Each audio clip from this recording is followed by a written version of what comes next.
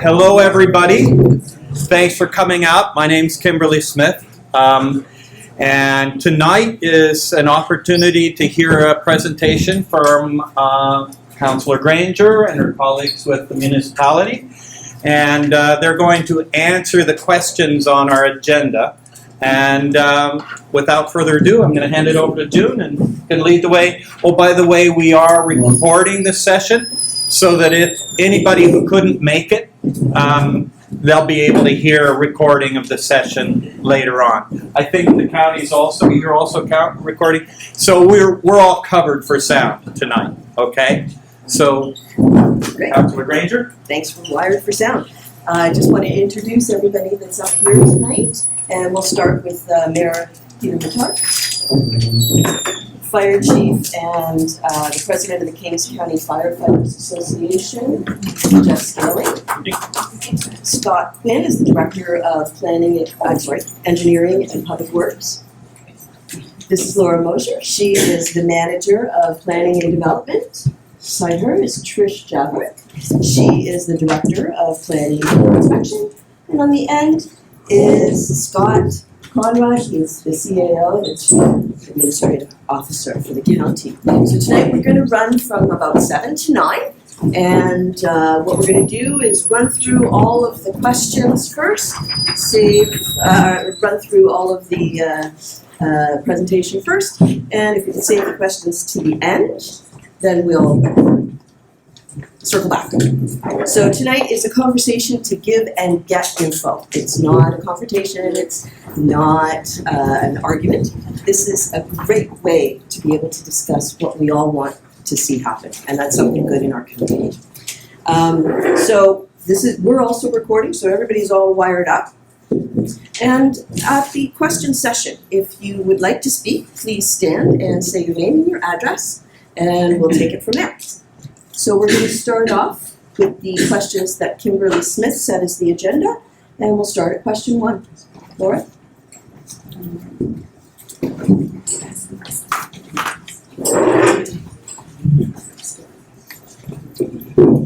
People in the background are just speak nice and loud and clear, please. Use our outdoor voices? Yes, please. Okay. Yes. The noise back here. There's fans blowing in the back. So we're going to take a little detour first from the questions, and we're just going to go over, can everyone hear me? Okay, perfect. We're just going to go over our planning process. This is the process we follow for all of our planning applications. And this is, there are dates attached to these, and those are specific to this application. So we received a complete application from the applicant on September 30th, 2021.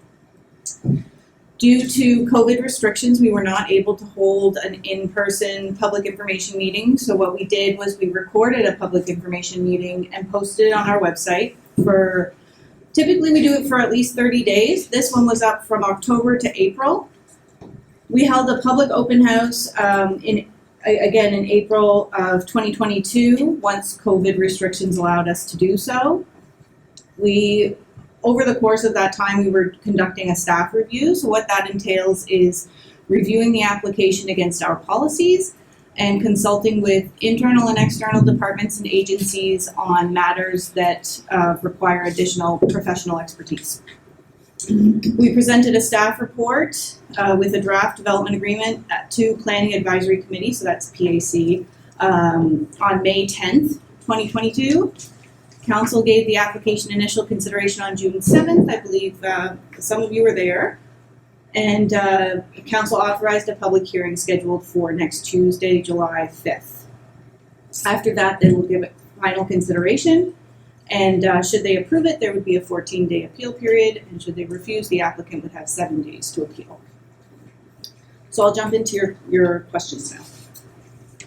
So the first question was, what are the results of a new traffic study by an impartial third party to gauge traffic on J. Jordan intersection of highways 221 and 358 and Main Street in downtown Canning?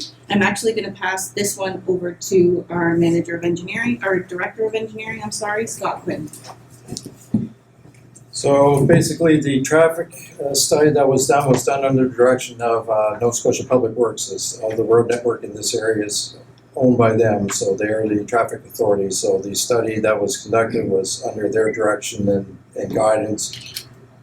And also just to note that they're within their, basically it also means the province is responsible for repairs and upkeep of those roads as well. They've, from the study, indicate that they didn't flag any particular issues with that. They know the crosswalk, which I think has been subsequently turned down.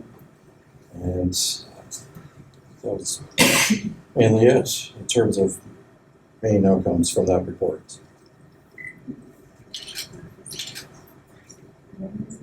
So When was that done? When was that If we could hold the questions to the end, Could please. you go back one slide so we can have a chance to read it, please? Thanks.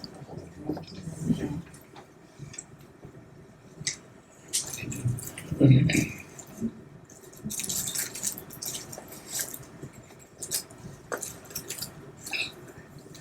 you ready? The second question related to the drainage on the property, and I'm going to let Scott Quinn take that question too.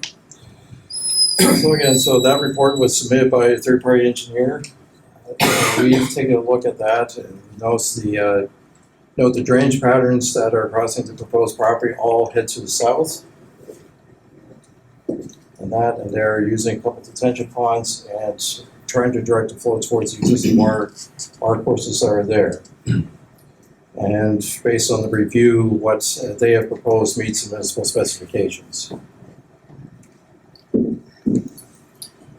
So the third question states, what is the evidence of consultation with homeowners adjacent to proposed development regarding existing drainage issues? So we were made aware fairly early in the process of some existing drainage problems that are occurring specifically on properties on J. Jordan, but we're also aware of drainage issues on the 221. But it's important to remember that with this type of application, with a planning application, we're only addressing the subject properties. So this is not a mechanism to resolve pre-existing issues that were there before the application comes in. But you should be assured that a key principle of law in development is that a development is not meant to negatively impact neighboring properties from a drainage perspective. So there shouldn't be an increase in stormwater flows following development that were there prior to development.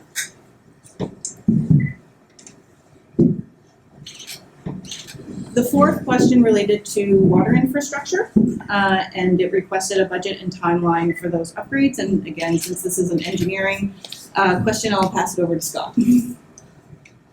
So as noted there, so water is provided by the village as a utility owner, and they're required to provide service to any properties that are zoned for, and also within the service area of the utility. So, and that there has been some flow testing done recently, and also just verify some of the results that have been done prior, that there are some upgrades that have to be done to the existing system. And these pre-exist prior to the proposal. So as it stands now, water system can accommodate phase one. And we are working with the village as they are the utility owner on what a long-term plan for renewing the water upgrades to the water infrastructure that have been identified. Do you want to take the sewer question too, Scott? And likewise, yes, there has been some upgrades identified for the Canning Sewer Plant in advance of this proposal. Again, the system can accommodate the first phase, and we do have plans for upgrades that have been approved in the current year's budget to account for future growth. So the sixth question asked about a lack of a secondary plan for Canning and references the guiding principles of the the draft new minus secondary plan.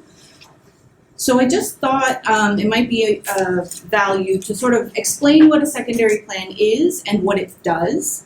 So a secondary plan is similar to, so Planning within the municipality and any municipality in Nova Scotia is guided by what's called our municipal planning strategy. So we've used that to assess this application.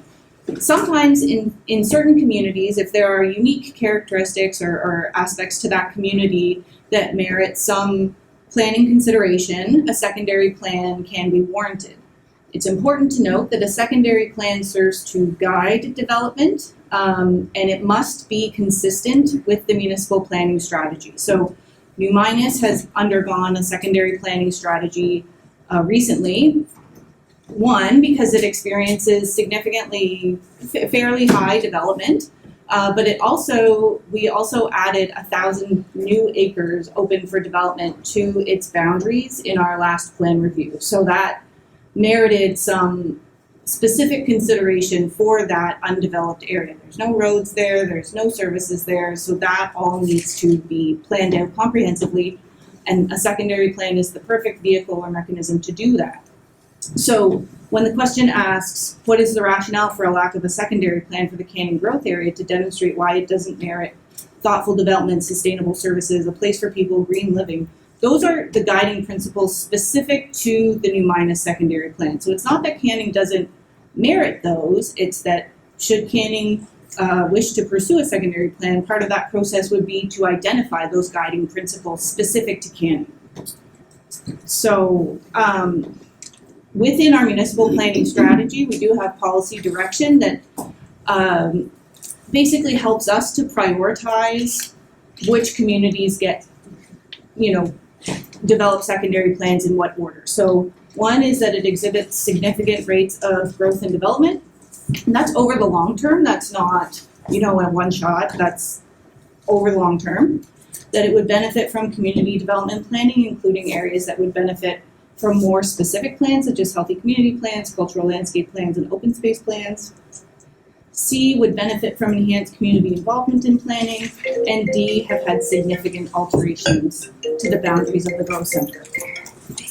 So when we think about Canning, it has had historically low rates of development. Over the past 10 years, we've had 4 planning applications, including the one we're discussing tonight, and 3 of those didn't actually move forward. So in the last 10 years, there's been 1 planning application. Typically, that's an indication that the zoning that's been applied to a community is working, that it's meeting the needs of the community, because we don't have to go through a planning process to re-examine the rules on any given property. So the 7th question is, what is the rationale for permitting multiple buildings with heights 15 feet in excess of those permitted in R5 zoning, which has a maximum of 45 feet? So the R5 zone is a little bit different from most of our other zones in that it's a comprehensive development zone, which means that there are very, very limited numbers of permitted uses as of right. So as of right means it's in our list of permitted uses. All you have to do is go into the county office and apply for a permit, and then you can build. No development agreement, no rezoning, just permitted as of right. The R5 zone only has 2 as of right permitted uses, and that's an existing agricultural use or forestry uses. So the 45-foot height limit relates to those uses only. It's not intended to apply to any other use that would be considered under a development agreement. The purpose for that is that the R5 zone is applied broadly across the county, and certain areas would potentially merit higher heights. So if we have lots of R5 in New Minas, for example, something taller than 5 stories might be more appropriate for New Minas, but probably isn't here because Canning is not the same as New Minas. So the R5 zoning and the ability to enter into a development agreement actually allows us to tailor specific developments to what's appropriate within a given community and on a given site.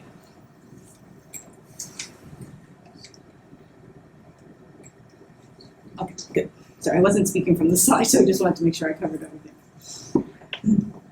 What is the evidence of consultation with Canada Post, Cochrane's Pharmacy, and other downtown businesses to determine how or whether they can handle the potential increase in population? So it's not part of our process to consult directly with businesses.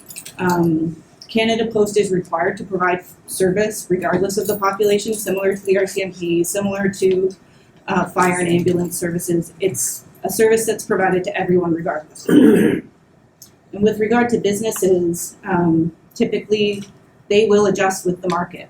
So, and we haven't heard anything from the businesses. I haven't heard anything from the businesses with regard to this application. Number 9. What is the rationale for permitting a development that cannot be served by the local fire department with evidence of any anticipated costs associated with service from other departments? Example, additional staff, time, equipment required by Kentville Fire Department. And we have our fire chief here, so I'm going to pass this one over to him. Thanks, Laura. So we did respond to this to the county when we were made aware of this letter. Currently, the Canning Volunteer Fire Department does have the capacity to serve the development phase 1. I think some of the concern might be in regards to the height of the proposed developments, where they're 5-story buildings, and we do not have an aerial device in our department. However, in Kings County, we currently have an automatic aid program for any structure fires. So any structure fire anywhere in Kings County, automatically multiple departments are paged at the same time to respond to that facility or that emergency, and that brings a variety of apparatus and additional personnel. That automatic aid program has been tailored to ensure that the first response is adequate. And we typically use NFPA 1720, which is an internationally recognized standard, primarily North American, but it's international. And that requires a certain number of firefighters within a certain period of time at a location after page. So currently, we have about 34 members in Canning between 2 stations. We have 6 apparatus at this station, 2 additional apparatus in Scotts Bay, Station 2. And we do currently have multiple departments on our automatic aid protocol for structure fires. With the proposed development, phase 1 with 2 buildings, if they are 5-story, 70 units each, the majority of the anticipated calls we foresee there would be similar to the other residential structures, multi-unit residential structures we have in Canning, which are primarily medical calls, false alarm calls, either through mechanical deficiency or through cooking deficiencies, the primaries, and very, very rarely actual fire calls. Our understanding of this new development is it will be a fully sprinklered building. Fully sprinkled residential buildings are exceptionally efficient at controlling initial onset of fire. So if there is a fire, a sprinklered building has a very, very good chance of putting that fire out before fire even gets there. Regardless if that's a volunteer department or a K department, that's why you sprinkler residential buildings, to give you that edge. So currently we do have the capacity. With automatic aid, we would have very adequate capacity with aerial devices coming from at least Kentville and probably Wolfville for this facility. So we do have the capacity. What was the fiscal or financial analysis referred to in the report as evidence that this project will have a net positive impact on village and municipal finances? So we're at a bit of an advantage at the municipality in that we are the ones that collect property taxes, and we're also the ones that generally, along with our villages, pay for servicing, so water, sewer, and some roads. So what we did was our manager of revenue estimated the total tax dollars that could be expected to be received from this development, and how he did that was he looked at similar types of developments. So he looked at other apartment buildings within the municipality and other townhouses within the municipality and estimated the expected value of the ones proposed. And from that, he could determine the approximate number of tax dollars that would be collected through this development. Similarly, on the other side, we consulted with our engineering department to determine the general costs of maintenance and asset management for roads, sewer, and water infrastructure. And we found that this type of development is far more efficient to service and generates similar tax dollars as lower density development. So this development does have a net positive impact on the municipality and the village's finances. If you wanted a full breakdown of that, we have some copies of our staff report. The full discussion around that is contained therein. What is the evidence that the proposed development will provide much needed housing accessible to various demographics, i.e. that it addresses the housing crisis by including affordable units? So for a number of different reasons, the municipality does not have policies related to the provision of affordable housing, certainly and especially by private developers. But what we are aware of from the News, the Chamber of Commerce, the Valley Regional Enterprise Network, is that what RIN stands for? That we have a housing crisis going on, and this is happening across the country at all price points. Everyone at every price point is having a hard time obtaining housing. That can have impacts on the labor market in terms of, so perfect example is our municipality. We're currently looking for another planner. And I am very hesitant to interview someone from away for fear that they won't be able to accept the job because they won't be able to find somewhere to live. That's a middle class job, and there are lots of middle class people, nurses, teachers, tradespeople, who are having a hard time finding housing. This housing is primarily targeted at that sector of the population, but the developer has indicated that he is also looking at programs to provide a percentage of the units at more affordable rates. So number 12, what is the evidence that the proposed development will be accompanied by improved neighborhood walkability in compliance with comprehensive neighborhood development requirements, including commitments, budgets, and timelines for sidewalks on J. Jordan, Summer Street, and Chapel Road? So similar to pre-existing drainage issues, this application addresses walkability and connectivity on the subject properties only. It's not, the developer will be providing a sidewalk on the new public road, and there are pedestrian linkages throughout the site. But the existing sidewalks or sidewalks on existing roads are the responsibility of the village to provide, not the developer. Number 13, we're almost done. How and why was the zoning bylaw for R5 written? So the Comprehensive Neighborhood Development, or R5 zone, is part of our overarching countywide municipal land use bylaw. This zone was developed to ensure that large parcels of land, so this zone is applied to land within the residential designation that are larger than 5 acres in size. And it's intended to ensure that these large parcels are planned in a comprehensive way as opposed to with a piecemeal approach. And it's intended to ensure that connectivity between developments as well as between new developments and the existing community can be maintained. Now, last question is, how can the R5 zoning bylaw be amended? So because the R5 zone, all development within the R5 zone occurs by development agreement, we can't amend the zone within the land use bylaw. We would have to look to amend the criteria that are used to assess a given proposal in this zone within the municipal planning strategy. So that's a bit of a lengthier, more involved process than just a land use bylaw amendment. But that was the last question, so I will pass it back to Jim.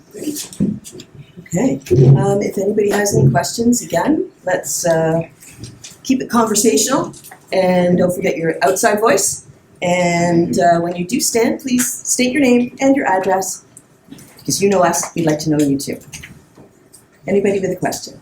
Yes. Thank you very much, June. Everett McPherson. I live at 9631 Highway 221. Basically, go down the hill to the stop sign, turn left, and the third hill sign, your left. So basically, you're there, you're looking at the development. I figure 25 to 35 degree angle above my house. So running down. So through you, Madam Chair, I'd like to pose a question back to the Director of Engineering, if I may, Scott. Sure. So thank you very much. It's actually question 2, I believe, if you want to go back to that. And I'm just looking for a little more detail and understanding the surface water runoff. I do have a concern that given the angle and the proximity, that once you get the blacktop surface, the water needs to go somewhere. And I'm not really sure about the holding ponds that you're referring to. I know there's a larger lake adjacent on the southeast end, adjacent to Alan Jackson's property. I suspect that may be one. I'm not aware of the other. So can you just give me a little more detail of how that surface water will be controlled so it doesn't end up in my basement? That's my concern. As the development alone can guarantee anything going into your basement necessarily, but in terms of the general principles, it's not supposed to release a volume of water greater than what was already coming off of the site before any development goes on. So starting from that premise is that they have that they're proposing to construct 2 detention ponds, and they've also are going in some, I'll say, low impact development. So basically a little bit more natural feature swales within the site. So between those and how they're going to grade the site and everything else, their analysis shows that they are going to be at or slightly just below what pre-development discharges are, and they're also supposed to respect basically the general discharge points that the existing flows are leaving the property. So it's like they'll have some development, but when they leave the site, they should be more or less at about coming off at about the same spots as before. So that's how they're controlling anything that's coming off of sort of as hard surfaces that is going to be there. Thank you. Does that answer your question? Great. Anyone else? Teresa Cannon, I live at 1010 J. Jordan Road. Drainage was an issue for me too because the site comes down and my backyard comes down. I wouldn't have it in my basement, but I would certainly have a swamp in my backyard. But my question is, the traffic study you did was for the intersection of the North Avenue and 221? The study the consultant did looked at the interview up here, this intersection, and yes, at the one at the 358 and 220. So you did one here The consultant for did one. J. Jordan? The consultant's report covered that. It wasn't done by us. When was it done? So what was May? No, it would have been in the fall sometime, Well, I think. sorry. And how was it done? December.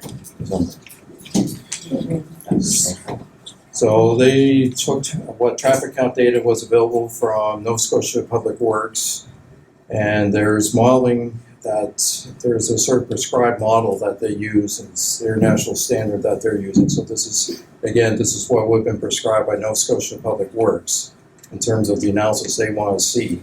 So they would have taken between the traffic counts, they came out, did site visits, had a look at the various intersections, the traffic movements that come with that, and then put that all into the model and came up with their analysis that showed what the model is showing is their traffic patterns and what they call sort of a service level.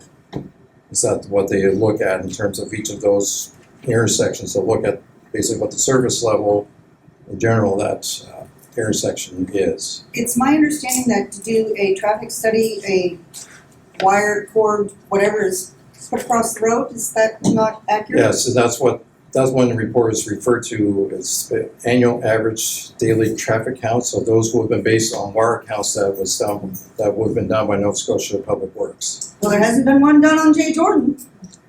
I think we can all agree that there has not been a wire across there. Ever, yes.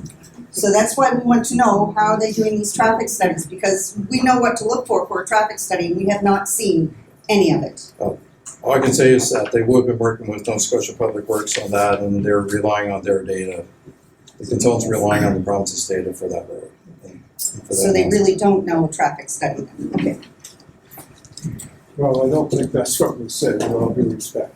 I take your point, being one of concern, as you should be concerned. Can you speak a little louder, please? Sure. Just put up your hand again if I'm not speaking loud enough, okay?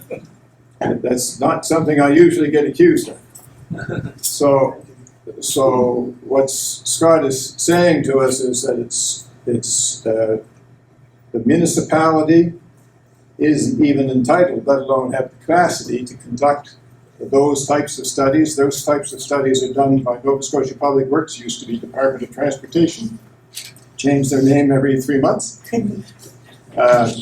So they're relying not necessarily on data from yesterday, or it could be from 6 months ago, we don't know. We're not part of that process, but we're obliged to depend upon what their report says when we ask them to participate in this process and give us their opinions with respect to those particular items.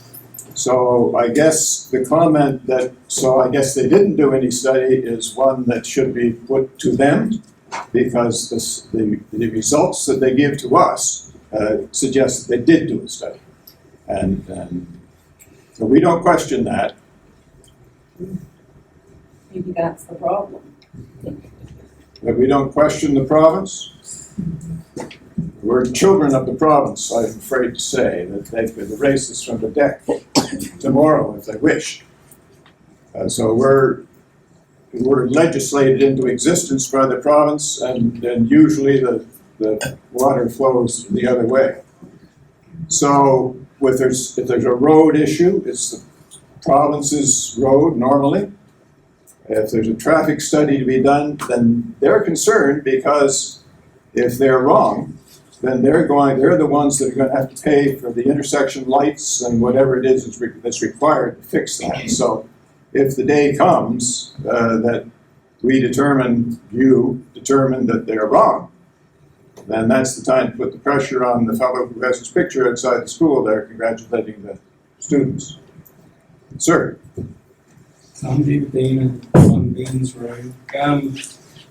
I don't think that's quite the right way to look at that. So if a child is hit on that road, and I have had numerous kids darting out, not following rules in the years that I've driven this road, it's actually the child who pays. And it's important to remember that. Yeah. And I believe that if there was a better engagement process, this would have surfaced much earlier, Yeah. these type of concerns.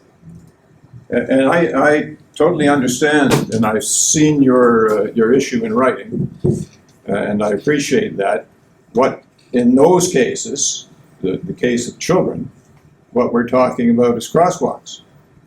So if you can't stop children from crossing, from jaywalking. You can't stop adults from jaywalking, but hopefully we can train our children not to jaywalk.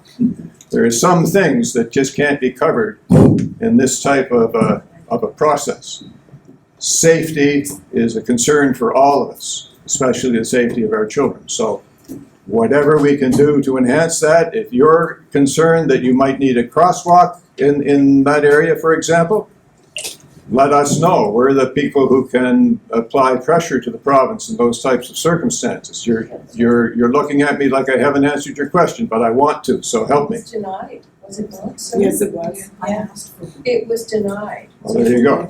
No, but if you take the present situation, you had 700 residents. It's a problem.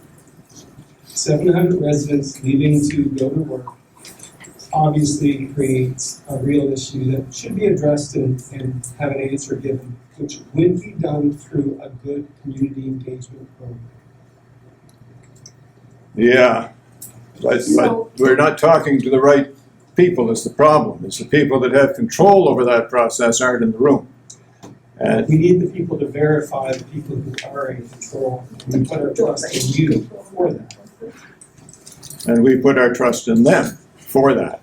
So we ask them to verify that to us, and they do. And we pass that to you, and you say, that's not good enough.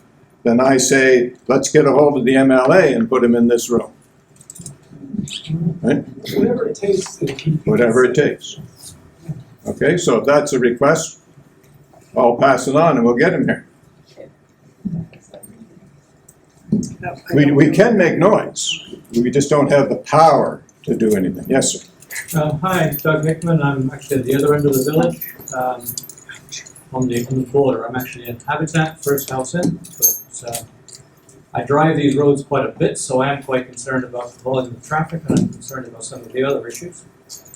I do have a little bit of a problem. I have to say, Mr. Mayor, that My name is Peter. Please Peter, don't refer to me as mayor. sorry that you feel, and I will say right off the bat, I have not been thoroughly checking the website to see how many of these reports that you refer to are actually on the website, but from what I hear, not very many. Perhaps that's incorrect. But there has certainly been a considerable amount of apparent lack of information in the community around this whole proposal. It would appear that reports have been done that have not, in fact, been available to the public. We're just talking about a traffic report, for example. That information has not been available, apparently, to the folks in the village.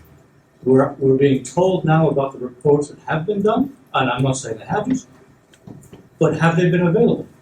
Have they been actually made available to the people in the village? We hear about a drainage report. I'm not here to say it's a bad report, but I don't know if anyone's seen it. Mr. McPherson certainly hadn't seen it.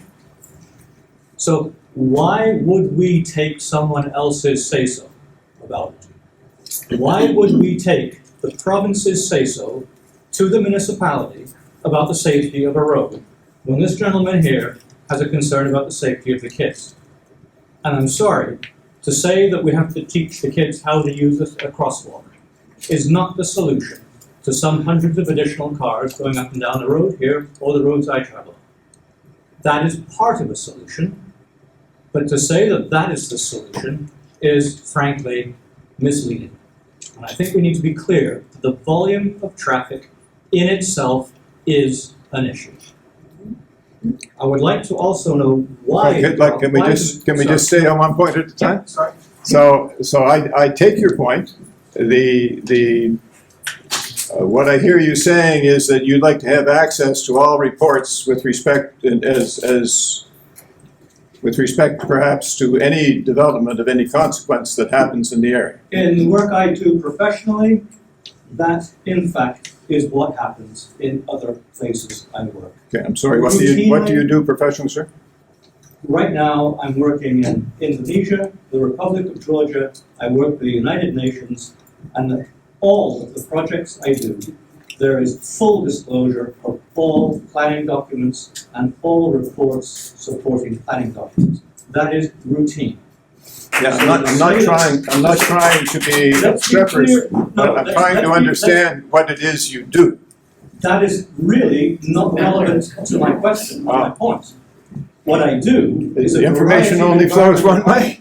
I do a variety of environmental planning, but that has nothing to do with the principle that proposals and developments at public expense and with public approvals should be supported by the documents that are freely and always available to the public, regardless of the development.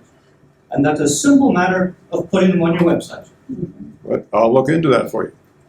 This is not an issue about whether or not information should be available. It's a principle in a democracy that people have access to information without having to ask for it in forums like this, and without having to be told, well, we did a study and the report said this was pretty good, when it turns out that the province did a study and the results might not have been so good, and we have not seen the information. We only do with what's in our jurisdiction to do. That's all that we can do. You are our representative, sir. And it is your obligation to represent us and to make the information available when it affects our community. I'm not disagreeing with you. Well, then in that case, we should be having the information. I'm glad you don't disagree. I will take that as agreement. Yes, exactly. You can take a disagreement with you. And then I would ask, where's the cutoff level? 20 cars, 50 cars, 70 I cars? suggest that you can easily make a criterion around all of these things, and I don't think it's that difficult, frankly. But if there is a report that is supporting a planning application, or that is justifying a planning application, I would suggest it should routinely be put on the website. That is not expensive, and it is not time consuming. So from a single family dwelling up? Absolutely, Okay. if that's what it takes. That's what I'm trying to elicit from. Thank you. Yes, sir. Keith Williams, 1207 J. Jordan Road. I'd just like to thank you all for coming. And I'd like to take a moment to support what Doug just said. And I think it's quite possible that if those documents had been up on the website, we might not even have to be here asking you for this, this information. So Yeah. Well, I freely acknowledge that there's been a breakdown. We wouldn't be here if there hadn't been a breakdown in communication. Part of it's our fault. I'd ask you to assume part of it yourselves. You saw the list of public consultations that took place, and I won't embarrass anyone by asking for a show of hands as to how many of them were attended. But all of that material that we've spoken about was available at that time. And if the flag had come up, if Mr. Hickman's flag had come up there, if I had been aware of it, then I would be looking to bring the person responsible into the room so that you could ask them questions.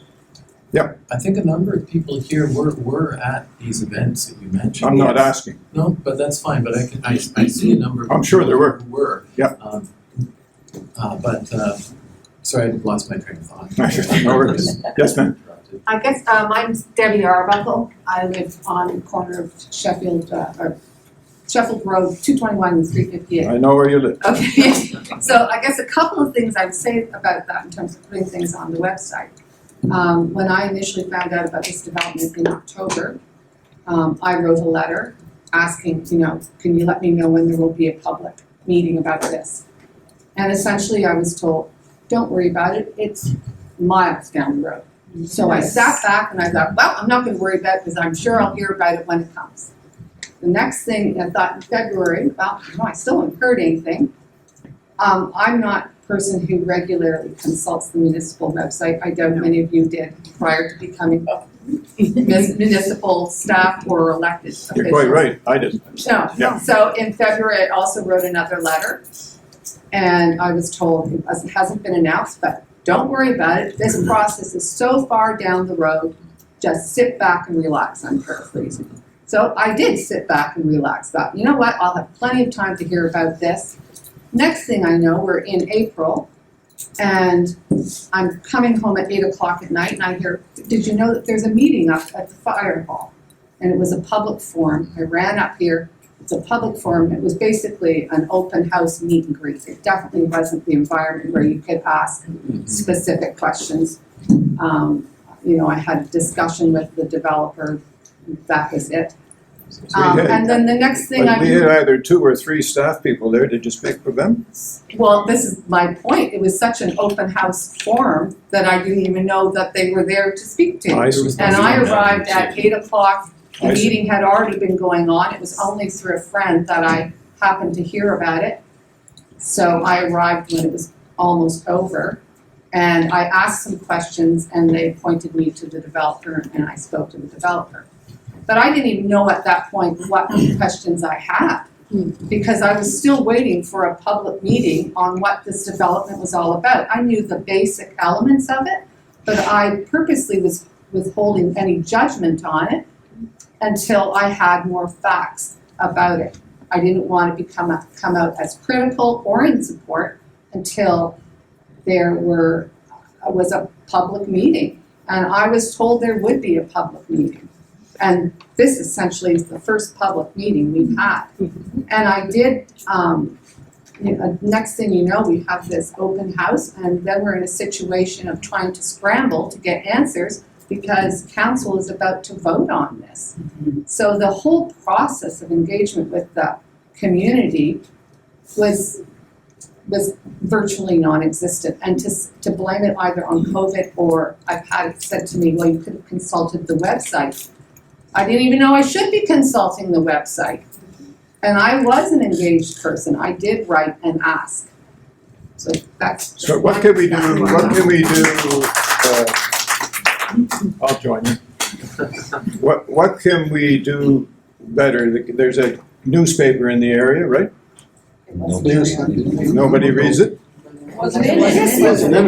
No, that wasn't my question. My question was leading up to whether we should be in it. So my question is, do you get it? Do you read it? Yes. Yes. Apart from the people up front who says nobody reads it. It goes in the fireplace. It's good for firewood, you see.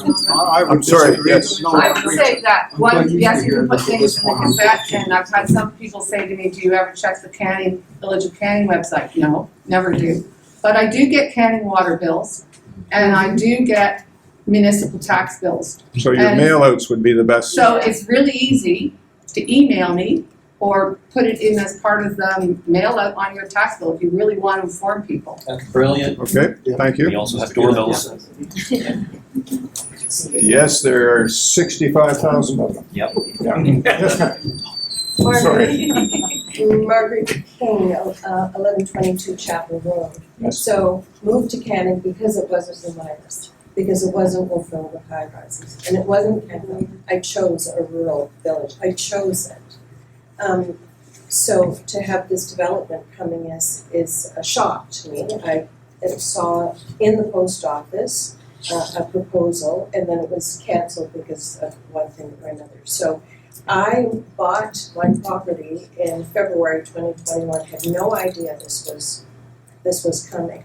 And what I find strange is often when new big developments are coming to communities, a big billboard sign with the mock-up of what's coming would be on this road and summer to let everyone driving by know that that's going there.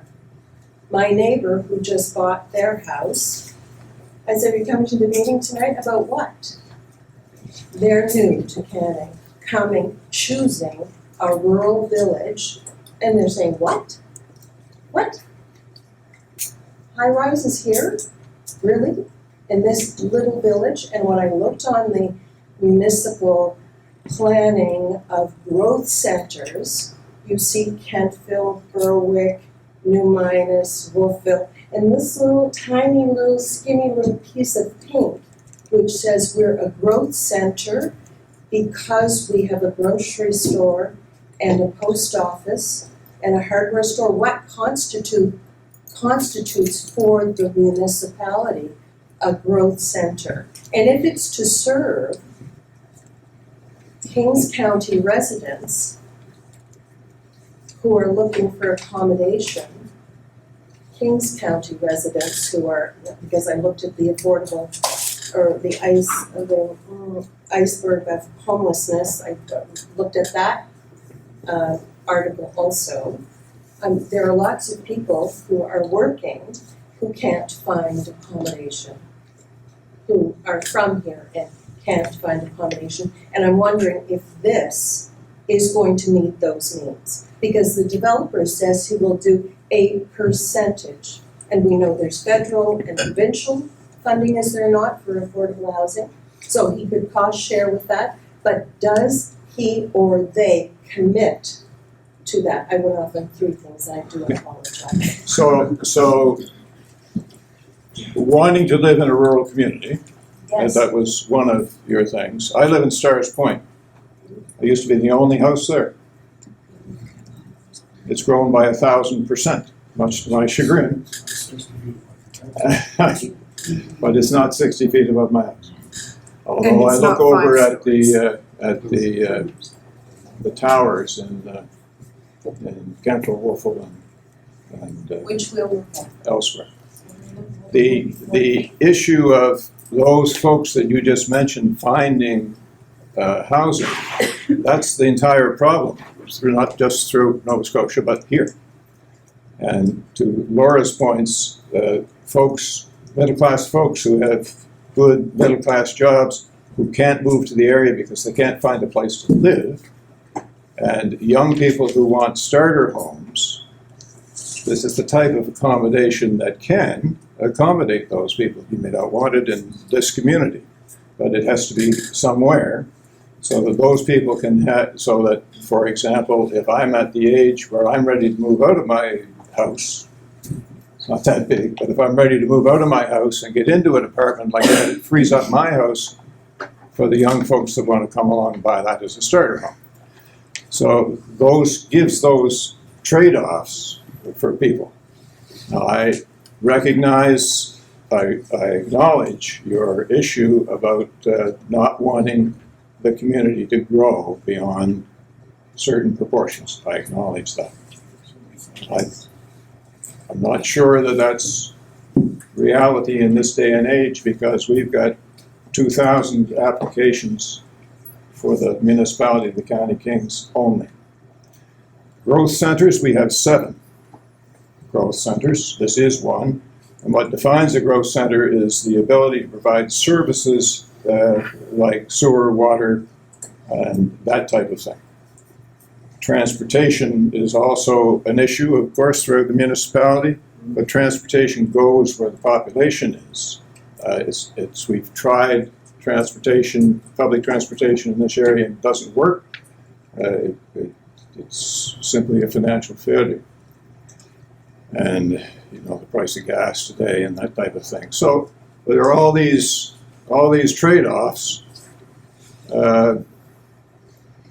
And we do the best we can do in terms of being responsible about the type of developments that are built, and we govern the way in which they're built, and we force them to go through a development agreement so that we can ensure that they've got the amenities on site to handle the populations that they are designed to handle. The cars on the roads is another issue that's got to be addressed. I don't disagree. Obviously, you're going to have more people going out in the morning and coming back in the evening. Have you been in Canning on the weekends by any chance? Oh yeah, I come here all the time.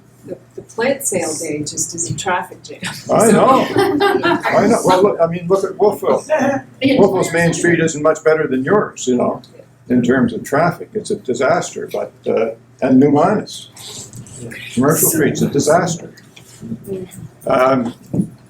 So what I want to do is, rather than repeat the things, because we're taking notes, rather than repeat the things that have already been stated, if we can get the primary concerns out and recorded, then that's what we'd like to have, because we do have to make a decision on this at some point in time. Yes, Kelly?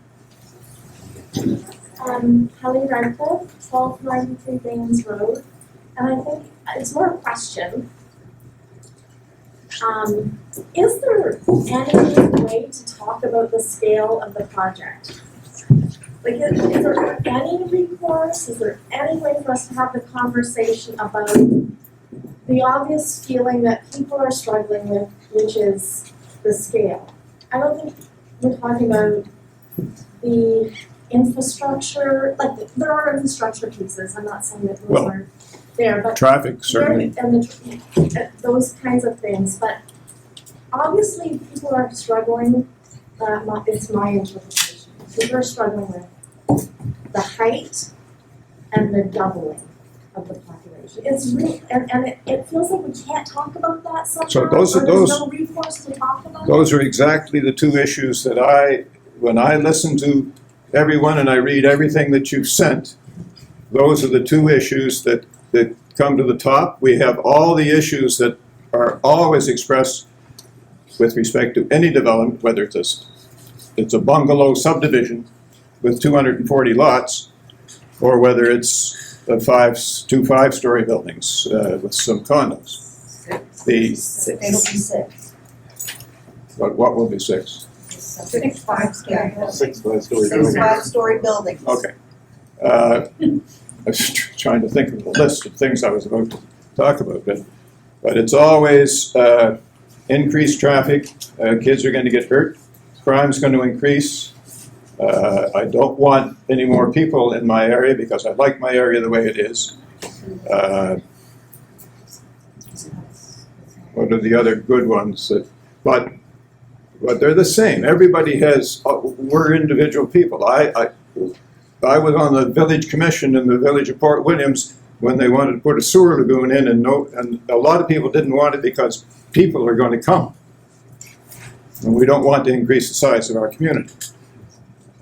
Well, I understand that. That's not fair here. I felt that way. The consensus is that we are in agreement somewhat, but maybe on a modified scale, that's all. I see. Well, so sorry, thanks for reminding me, because there was one other thing in response to Kelly who started this question.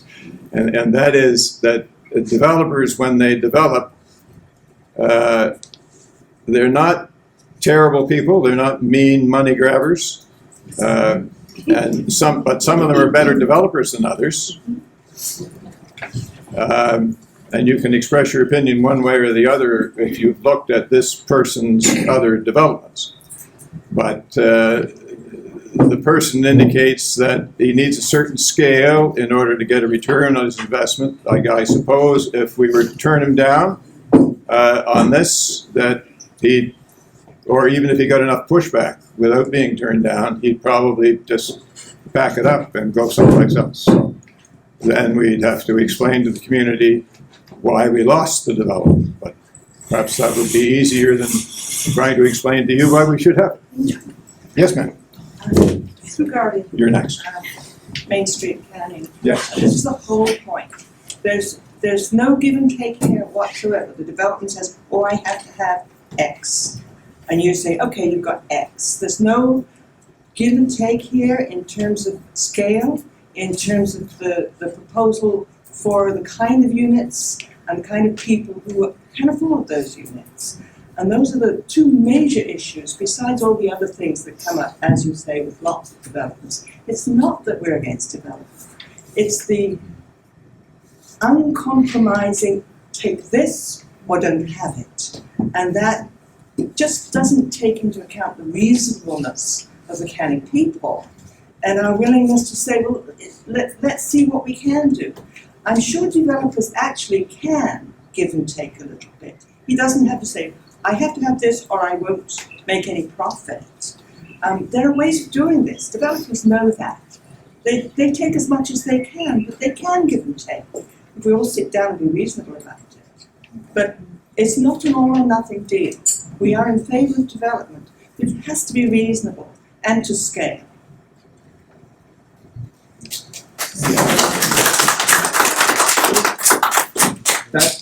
Regrettably, it is an economic process. Yeah. Speaking of economic process, I think this might help somehow. Collaboration, even under good circumstances, is difficult. And I think that we're at a cusp right now as a community in Kings County, here in the village as well, where we really have a great opportunity to work together collaboratively with all players. That might be Parsons Green, it might be the municipality, it could be the village commission. Everybody could have a part to play in this design. What we're trying to do together is grow our community in such a way that we can welcome people of all different types, all different income levels, to come here and live in this area and thrive and create new jobs, new businesses, and do all of that. But in order to create that, it requires difficult collaborative conversations. It's not going to be just one way or the highway. It doesn't really work well if you try to do any kind of good plan. It's better to have a kind of a back and forth. I think I'm encouraged actually after talking with Paul Scarry, the architect, and I think this is very telling. He said, we love to collaborate. We love to talk to people and figure out what people want and be in a collaborative situation. That's when architecture is fun. And then when I was talking to Mr. Tajani, he was really excited about the vision for what he had. And this is what I see. This is what I want to create. I want it to be like this.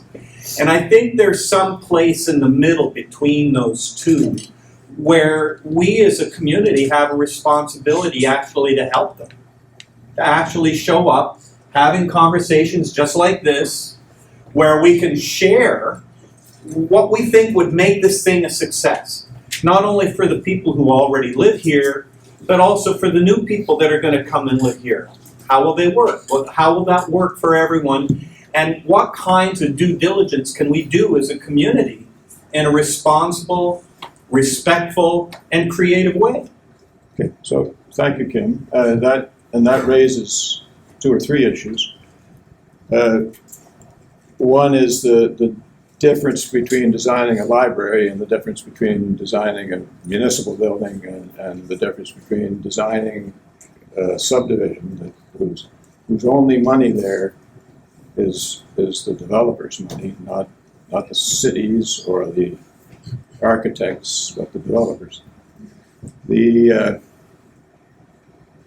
I really sincerely regret that I wasn't there, and I guess from what I'm hearing, many of the folks in the room were not there when he had when we held the open house at which he was present to answer questions, because that would have been the place to have this kind of a discussion. In a moment. Can I just add to that? I live on Summer Street. he was there, and it wasn't a sit down. When I came to that open house, Yeah. this is what I expected. He didn't want to hear anything that anybody had to say. It was a showcase. He is strictly about what he wants. I've worked with developers before. He is not like any of the other ones I've worked with. Duplexes would be here. Bentley Build Homes, I've worked with them many times. They did cul-de-sac on Collins Road in Port Williams. 4 quads. They did the same thing in Berwick. And had the opportunity to buy this property. Yeah, but we're not an apartment building place. No. He is a developer, and all this he sees is this. He sees money.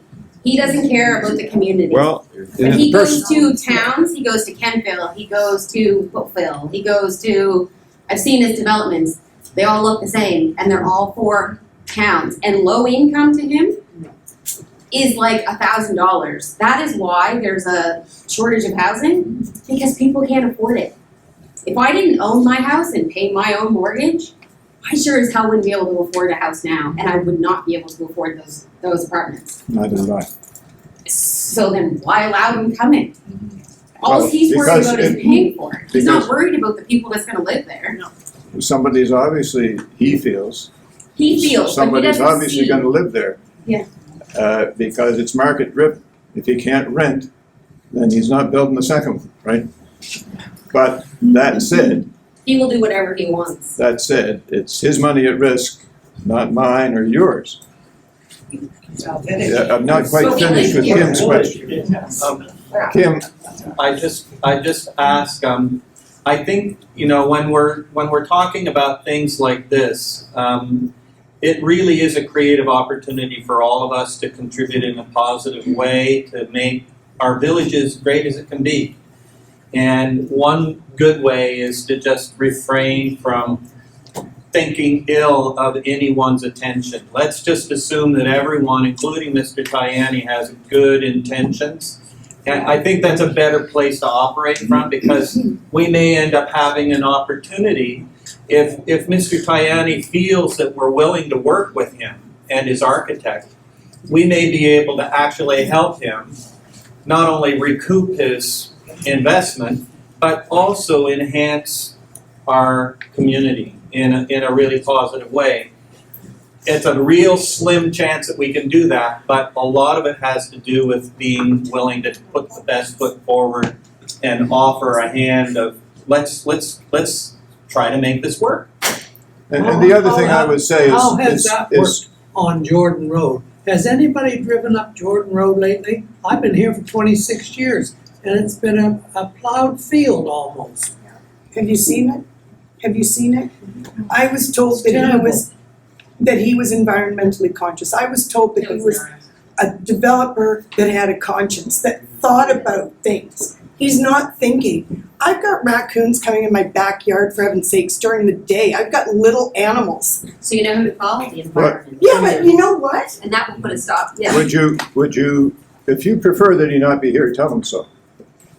It's not about not wanting him here. It's about wanting him to be environmentally conscious, about being developmentally conscious. Look at where we are and build to the community instead of bringing in 5-story apartment buildings in the middle of Canning. We're a village. Which is ridiculous. I mean, yes, it's all kinds of housing, but really, is it? Because it's not going to be for anybody that can afford it who lives here now. No.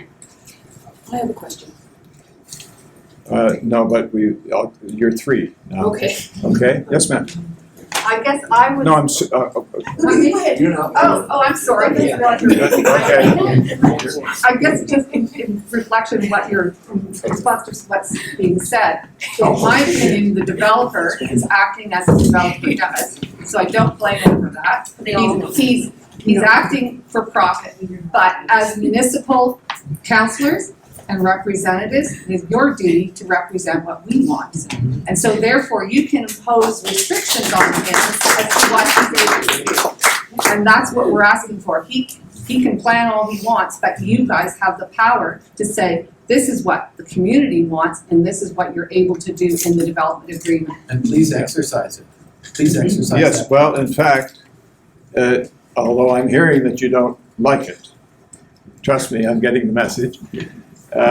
In fact, we have restricted him, and he has met the requirements of the zone that we've created for him to meet those requirements within that zone. In what way? In what way? Why is it? Well, we control whether or not he can increase drainage. We control the number of parking spaces he has. We control the number of trails. He signs an agreement. What does that have to do with parking? I'm not, you've asked me whether or not he's met our controls. Those are the controls we have. We spent years developing these with public meetings like this. And I apologize for the fact that you feel left out of this process. I totally understand why you do. I've been in your seats before. I didn't want the sewage lagoon in Port Williams, but I was on the wrong side of the fence apparently in that one. I didn't want Stars Point to grow, but I was on the wrong side of the fence on that one. But that's not a firm village. It's not That's about that. firm. Let's be respectful and. No, I know, it's just, it's different. That's a part of the village of Port Williams. Yes, but it's not apartments, like here. Oh, no. I would rather much look at those farms than. But we're talking magnitude of increase. Yeah, I know. Sir. All right. So, Laura, you say that the 45-foot height has something to do with agriculture? Yeah, so typically in a zone in the land use bylaw, we've got a list of permitted uses. So in the R1 zone, you can have a 1-unit dwelling, you can have a home-based business, you can have a secondary suite, and then there are regulations associated with that. But this zone is different than that type of zone in that any development essentially needs to occur through a development agreement. So the height restrictions, the setbacks, all of that only applies to the listed permitted uses, which are existing agricultural uses and forestry uses. Do you want to read this? I don't know what it is. So that's your policy? That's the land use bylaw, yes. Those restrictions apply to agriculture and forestry buildings. Where does it say that? You don't have the whole zone here. You don't have the list of the previous page. But that's like from the first page of R5. No, it's not. That's the second page. And it's not even the same formatting. It looks like you might have copied it. The land use bylaws are a different beast in which how do you read a land use bylaw? It can be difficult because when they're written in the opposite. So if you see something listed in the first part of a land use bylaw within a zone, so as Laura was mentioning, in our one zone, we'll have these uses are permitted. If you're not on that list, or the activity or the zone, the use that you want to do isn't on that list, we don't go any further, you don't get a permit, it's done. If you're on that list, you flip to the next page, the next section within that zone to find out what are the restrictions that are going to apply to that use. And we build from that. So that chart that you're referencing, it talks to anything that's permitted, in this case, the R5 is subject to these conditions. So it lays out how close can something be to the front property line, how close can something be to the sidelines, how tall can it be. That's all laid out on there. But again, it only applies if the use that you want to do shows up on the page before where it says permitted uses. So I mean, right here, 4.7.3 zone requirements. The following requirements shall apply to all development located in the comprehensive neighborhood development R5 zone. All developments. Development of permitted uses. 45 feet. For agriculture and forestry uses. A development agreement, so the way it works is we have our municipal planning strategy, that dictates the policies. So that says, we want to see, within our growth centers, we have servicing, in order to protect agricultural land, that's where we want to see urban style development. So residential uses, commercial uses, industrial uses. We want to see those within growth centers. We don't administer and we don't implement those policies in the municipal planning strategy. We implement those through the land use bylaw. That's our regulatory document. So you'll see regulations in the land use bylaw and you see policies in the municipal planning strategy. A development agreement is, again, separate from those two documents in that a development agreement, so if you've got your municipal planning strategy, it says you're in a residential, commercial, industrial designation. Our zoning sits on top of that and it'll say you're in R1 or R2 or C1 or C2. A development agreement then sits on top of your zoning. It overrides the zoning on the property. So when you say does. all development, when we do a development agreement, it sits on top of that, it sort of smooshes And I it. get that, but so basically, we're looking at it going, oh, well, it's a development agreement, let's just throw the 45 feet out. No. I mean, shouldn't we be it's- looking at it saying, well, hey, everything else that we build is supposed to be 45 feet and under? Shouldn't we be taking that into consideration? Not just going, it's a development agreement, go 60, go 100, go 200 feet. No, because what guides the development agreement is the municipal planning strategy. That's where we look to those criteria to inform us on the considerations we need to think about when looking at an application for a development agreement. So I'd like to, just before I respond to your hand, I'd like to go back to Kelly's comment and see whether there's a consensus in the room around that. Kelly indicates that that the two prime concerns here are height and increase in population. Is there agreement that those are the two concerns? Show of hands, maybe? Who agrees that those are the two concerns? There are more, but those are the primary. I think everything else revolves around it. Yes. I mean, with the increase in population, everything else kind of comes with that. Like drainage issues, for example. Or crime, or just whatever. Taxes gonna go up. Taxes? Yeah, that was the other thing I left off my list. Are my property values gonna go down? Oddly, that's one of the questions. And the other one is, are my taxes gonna go up? Which are the kind of counterintuitive. But the answer is no. Yes. Thank you. One of the questions that occurred to me when people were looking about phase one is I am not certain what phase one actually implies. So we would like, please, a description of what, hang on a minute, because there's a consequence to the question. Phase one, whatever it's described as, turns out to be, and according to this, it says that phase one does not require any changes to the infrastructure of sewer and water. Yes. If phase one turns out that there are consequences and difficulties, if you've approved the project, can the project be stopped at phase one and not continue further? Or have we accepted the whole bundle by accepting phase one? Phase two will never be built by the developer if it can't be serviced. That is But the that's answer to not that. quite what I'm asking. I'm Do you have do you, in granting the developer the permit for the whole thing, Is it one permit or two permits? stop him at phase one if conditions are such that it looks like it's untenable or difficult or if there's problems? Okay, you want to take that? Yeah, I think I'll start it. So perhaps there's a little bit of confusion too. So when we're talking about with the development agreement, that's, as Laura was explaining, it's almost special zoning for the property. It's the special agreement that we've come up with that the property owner will need to adhere to.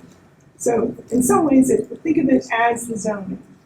All that's doing is setting up the permissions for them to now apply for the permits. So each structure will require its own permit each time. And as we go through this, we'll go through the process multiple times. So every structure will reach out to transportation, will reach out to village for a sewer connection, for the water. So each time there's a new part of the construction, we do it all over again. In terms of phasing, again, we're not holding them to a timeline, but phase two is slated to have a public road. And that in itself, Scott can help me out here, but it is a very lengthy process for a property owner or developer to create a new, what we call a public road, a road that they are going to deed over to the municipality in terms of the road itself, the sewer underneath. The village will then own the water lines within that new road, and the village will also then own the sidewalks that we're requiring him at his cost to put in for the village. So it is phased, and there are other processes that get brought into it depending on where he actually is in the actual construction. So he needs a permit for every building. And does that mean that If it can't be serviced by the village, he won't get his permit. So what is phase one? You said phase two is a public road. What is phase one? Phase one are the two buildings at the south end of the property. Phase two includes the road, the 4 additional buildings, and the townhouses. Thank you, that's fair. Okay, I'm trying to remember back to the water and sewer. Yes. And it seemed to me that there were indications of the upgrades needed in Canning in the Now. village now. Already approved, yeah. Already funded. Already funded. They are already funded, so they're already going No, they're out. not done yet. I'm sorry. Oh, they're not done, no. No, They're they're approved already and approved funded. and funded. Yeah. For sewer. For sewer. For sewer. Not for water. No. But I thought I heard that there were needs identified for water. No? Yes? Yes. Are needs for water is my question. I can't remember which question. Who wants to take that? The water, what is the water infrastructure upgrade and budget timeline? I wrote in my notes that it needs upgrades before phase one. Do we have funding for upgrades for water for phase one for Canning? No, I should correct that. Phase one, the system can accommodate phase one as it is. The upgrades are, it's basically, I would say a lot of the existing water mains, basically west of North Street, are basically 6-inch. So they're undersized for what is current standard for fire flow. But that can be stretched out over a number of years. It's not an urgent issue, but it does need to be upgraded for that. The development doesn't really affect that one way or the other. It's just may affect the timing of it slightly. Chapel Road, some of the work has already been flagged, and there's a funding application. This was done even before, a few years before this application ever hit.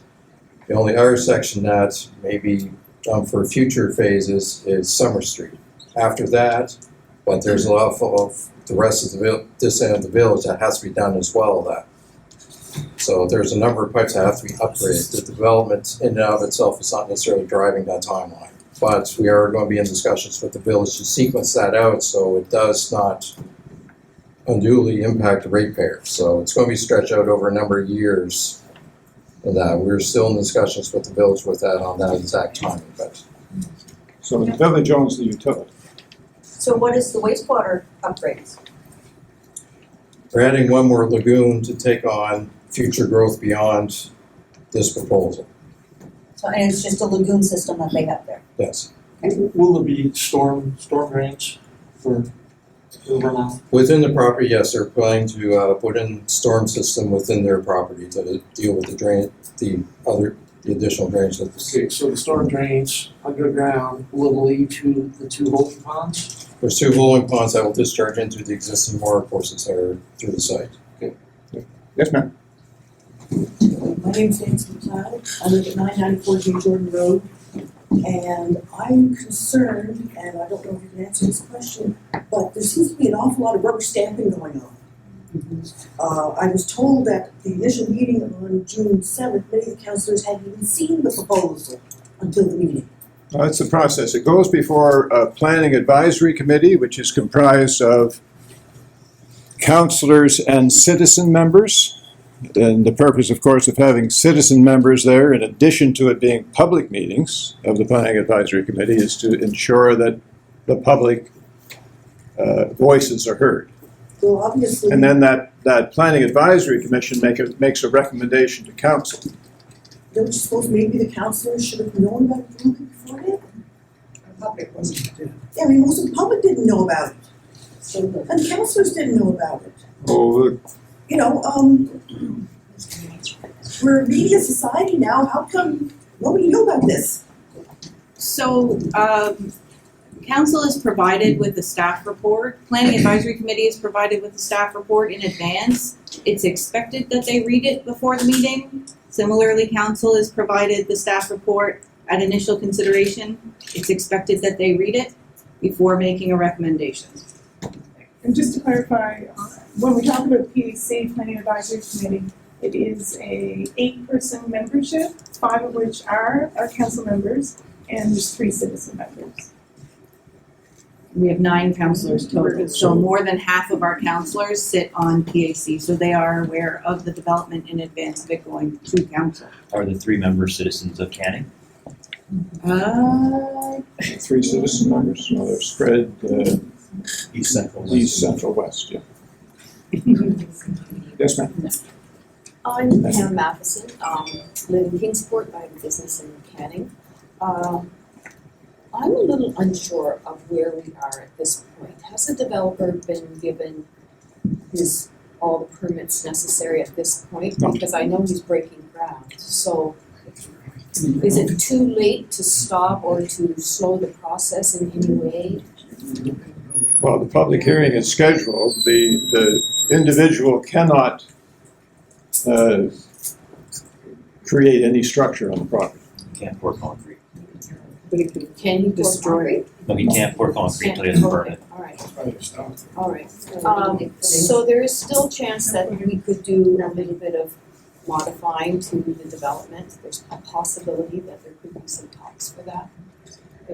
Well, certainly, if the developer can be convinced to attend a forum like this, but my understanding is he's with family and away right now, but, yes. But as councillors, you can require that, you can make that part of the development agreement. You can make changes, this is why we're doing this, is to hopefully have some input into making changes. I've been told that next July 5th, next Yes, Wednesday, there's a public hearing in advance of that. And I've been told by previous councillors that basically once it gets to that stage, there's no ability to change anything. And I think that's unfair. We should be able to have the ability to change something and as councillors, you can make recommendations to the municipal staff for changes that we want to see. And why can't we slow the process just a little so that we can have all the materials so that we understand what's going on? Or that we can say, can't we amend this somehow? It just seems like we're being pushed on this and we're not able to make a rational decision on what's going on. It's too fast. It is. And that's why everybody's angry. And in your public engagement strategy or guidelines, what level of input do you actually consider from us? Like, you know, is it collaborative? Is it just, you know, are we just informed or, you know, what level of decision making do you put in our hands? As you could see from the list, it started 2 years ago. There have been public information sessions and opportunities for input. There has been a meeting held by the developer himself. We're here this evening. Yeah, and so when you make your decision, will you loop back with us and say we did or didn't listen to you, or we listened to you and we were not able to you know accept your input for the following reasons? Just, you know what I mean? What's the eventual loop back when this is all said and done? Everybody in the room has rights. The developer has rights as well. The developer is required to follow a certain process. We require that process to be followed. We're in that stage of the process now where we've layered on 2 additional meetings that aren't required by the process. And hopefully we've heard all the voices. If there are other voices, we have heard, by the way, We've heard from voices that aren't in the room today because they feel threatened by being in the room today. That's just the way people are. I'm sorry, go ahead. Just to follow up on my neighbor's question, I think they are wondering about where is your accountability to us? And even some of the things you're saying right now, you said you've layered on 2 extra meetings. I'm not sure what you're referring to. We organized this meeting. We've organized a previous meeting. Well, The only other public information meeting was a video on YouTube, which many of us watched. And there was an open house that, when it was presented as organized by the developer. And many of your staff were in attendance, which was a very interesting thing. I'm glad that they're all here and that you're all here tonight as well. But this timeline of how this has unfolded continues to be massaged to suit essentially not really listening to or being accountable to our questions. And I think that you could just as easily have no process of input and still receive all of our complaints, our letters, our questions. And until there's some way of actually, as our neighbor just asked, getting back to us with what will change, how has this been evaluated? Like some of the things here in the community engagement strategy, like where is the back and forth? Where are the metrics? Where is the accountability? And I think that's what many of us are still wondering about. It's great to talk. There's been a little more information tonight. We're not sure why it took so long to get to this point, but what will be the result of these conversations? Well, let me come back and try to deal with as many of those points as I can remember. Is that the developers meeting was organized by the municipality, not by the developer. The developer was there. I understand, I hear you saying that our people weren't visible. I regret that. They were there. He didn't know them. No, so I hear you. It was poorly structured. I hear you. I hear you. Now, with your interjection, all the rest of it escaped me, so I'm sorry. I apologize for getting old. What can you do for us now, though, carrying forward? What can you do on our behalf with the developer? That's all we want. We want to be heard. We're bound by our own processes. We want to know that somebody's speaking for us. Yeah. And we're not really sure, because of our own ignorance, that our thoughts and ideas are not going to be relayed to the developer. My idea of this developer is he just wants to go forth, and everybody needs to go forth. We can't all stay still. We have to improve. And if the developer would take some of our ideas and develop them, then I think we all want for our Canning area to be noted as a nice community to live in. And I think a good developer could do that. I don't know this man. I've heard about him, but I don't know him. So ignorance on our part is a big offender to the development of Canning. Sorry. End of sermon. No, I take your points as being valid. This meeting is being recorded. We'll share the recording of this meeting with all of our councillors. We'll share the recording of this meeting with the developer. But there's a process in which we're bound to be somewhat above the fray in terms of the fact that we're having a public hearing. We're obliged not to take a position until we've heard all voices, including the voices of the developer. And that's ultimately, on the last day, the public hearing is the time in which we hear the last of the voices. And then we make a decision. And can I just go back, and I appreciate that you put that up on the Could slide. you just hold on? There's 2 hands ahead of you. Yes. I'm Kathleen Curry, I just live off on J. Jordan Road. And I want to ask, first of all, specifically, you must have a criteria for the developer. Somebody mentioned somewhere a little while ago that he has followed this certain criteria. Now, is there anywhere in the criteria that deals with the community. Are we part of this criteria? Yes. How? In all the public meetings that take place and all the opportunities for public input, you are part of the criteria. But so far, we don't feel like, I mean, yeah, maybe we're heard, but not really acted upon. Yeah, and I thought I just explained that we're not in position to stand here and say, we're with you. No, I don't mean that, but I mean, is there really any power in this so-called community engagement? Because I look at the policy and I may have missed something when you're talking about all these different layers. But something that when I go through the policy, I see, for instance, rural area objectives to maintain the rural character of the landscapes. Now, This is not 5-story considered- apartment buildings. This isn't This rural. isn't rural. This is not rural? No, it's a growth center. It's a growth center. So I guess that's where sometimes our language, it's confusing because we look at growth centers as urban when we're talking about our policy. So anytime you see the word rural within the MPS, it's going to be talking about something outside of the growth center. Well, what's rural then?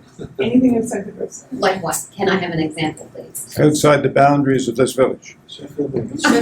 Sheffield Mills. Sheffield Mills. Center. It's the same. Places that don't have services. Centerville is also a growth center. But Sheffield Mills would be rural. Yes, sir. I'm sorry, the lady beside you first? No? She's passive. I I'm don't Bill even know Crossan what from Ross Creek Road. Yeah, you go ahead, I Sorry. can't remember. My name's Bill Crossan and I live on Ross Creek Road, which is well away from this particular property. I know where you are, yeah. They are. Yep. But I'm concerned because have you ever, as a municipality, faced the issue of doubling a population in the community? Have you people actually dealt with that problem? We're dealing with it now, aren't we? I know you are, Yeah. and unfortunately you're in the middle. Hmm. Because we are concerned very much, even I on Ross Creek Road am concerned. I've lived there for 35 years. I've appreciated the village of Canning. It is a village. It does not need, in my opinion, the kind of thing you see at Woodman's Grove in Wolfville, which are only 3-story apartment buildings. And I would ask everybody here to go to Woodman's Grove in Wolfville if you want to see a 3-story building. It would look out of place in Canning, to be honest with you, I feel. Anyway, that's me. There are 5 buildings there.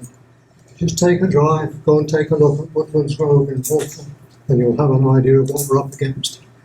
I think you folks, unfortunately, are up against doubling a population over time. And I really don't think that we have had adequate time to discuss that properly. Yeah. I really don't. We need to Yeah, so I hear what you're saying. I drove through Canning this morning, I do frequently. Yeah. The road was packed. It was pretty hard to find a parking space. If we're going to double that traffic, how is the village commission going to cope? There's no parking in the village. There's none. Well, we want to hear all voices. We want to hear your voice, we want to hear the village commission's voice. I'm an outsider, essentially, I'm miles away, but it concerns me. I understand. It hits me here. I understand. I love living in a village. This is a village, and I think we should keep that flavour, frankly. Yeah. That's my piece. Thank you. Peter? Yes. So I just want, my name's Debbie Reamer, I live at 1036 J. Jordan Road.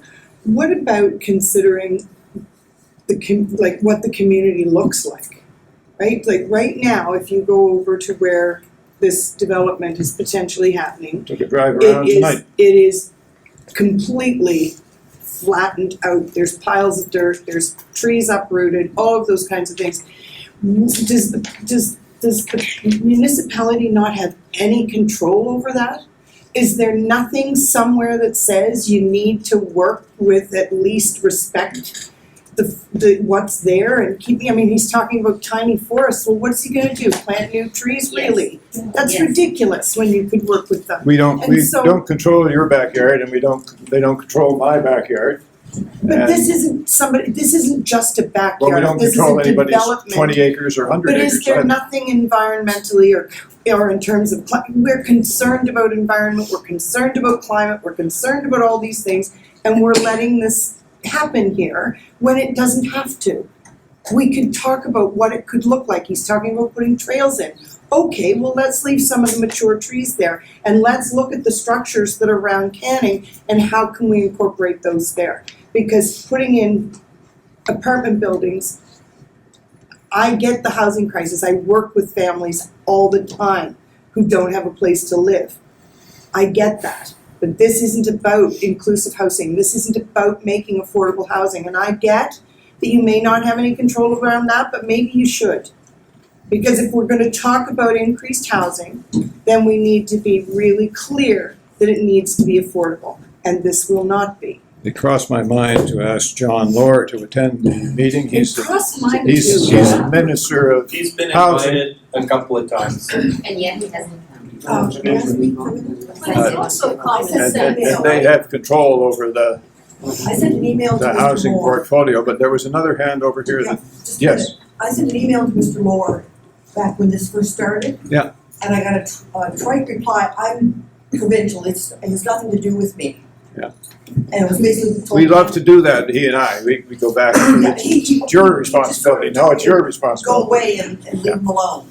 I wasn't impressed. But Peter, sorry, but it is common sense. When you and the municipality must agree, what this developer is asking for is it's not right. You must know that. You're looking at, yes, they've got all the permits and everything in place that's required, but there's more to it than that. There's feelings and there's families and there's common sense about what this development, how it's going to fit in this community. There's sense of community versus structure plot in the Yeah, middle of it's it. And I'm hearing that. You haven't spoken, go ahead. Yes, I just got a question. Is this development gone too far with the developer spending his money for you and your folks up there to say no to him? That's what the public hearing process is for. Yes, right? I understand that, We but get all the input but here. I have a question. Oh, I'm sorry, I thought that was the question. Go ahead. If the developer spent so much money that can you still say, no, you can't do this, and all his money spent? It doesn't matter to us what the developer has spent Yeah, on so the property because he's not had permission from us to spend any money. So you're for saying any- it's not too late for you folks to say no to him if you chose to? That's what the public hearing is for, to make that decision. Yes, ma'am. I just wanna know what Ms. Granger thinks of all of us Good, I can speaking. go over here. Because she does Thank you. You were my cover.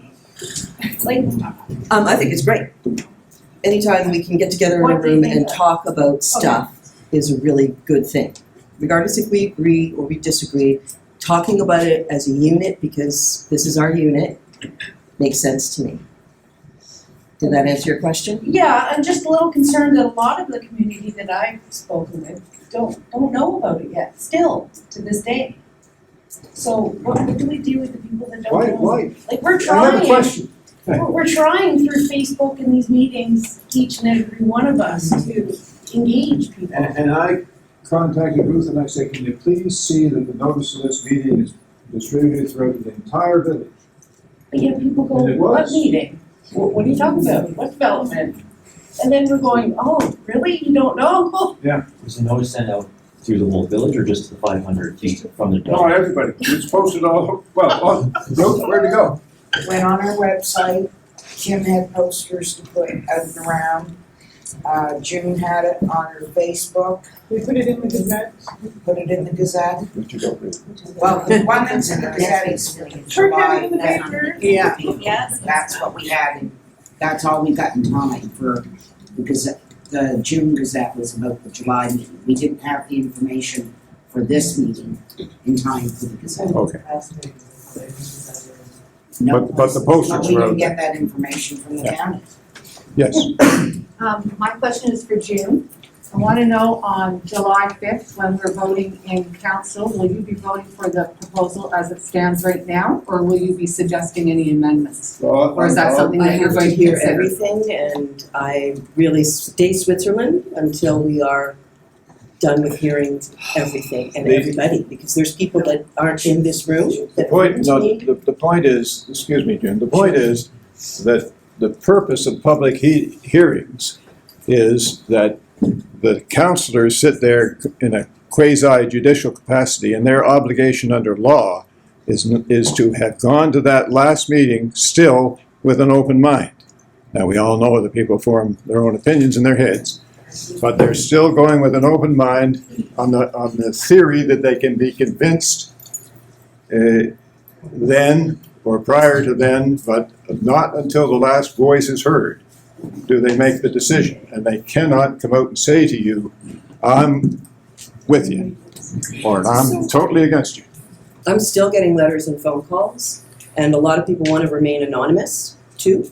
So I have to wait until I get every last one before I can make any decision at all. So what truth is there in, that I've heard from a couple of previous councillors, that once you get to the public hearing stage, there's no way to change the outcome of the vote? Well, that is the last time to have an opportunity to make a change, to convince the council that they need to decide the way you want them to decide. No, but the public, I'm talking about the public hearing on Tuesday or Wednesday. And I think this was alluded to by one of the councillors at the last June meeting, that it is very difficult to make amendments to the development agreement or proposal if you get to that point on Tuesday, that it's just too late. If the developer were turned down, for example. Can there be three options? Can there be yes, no, or modification?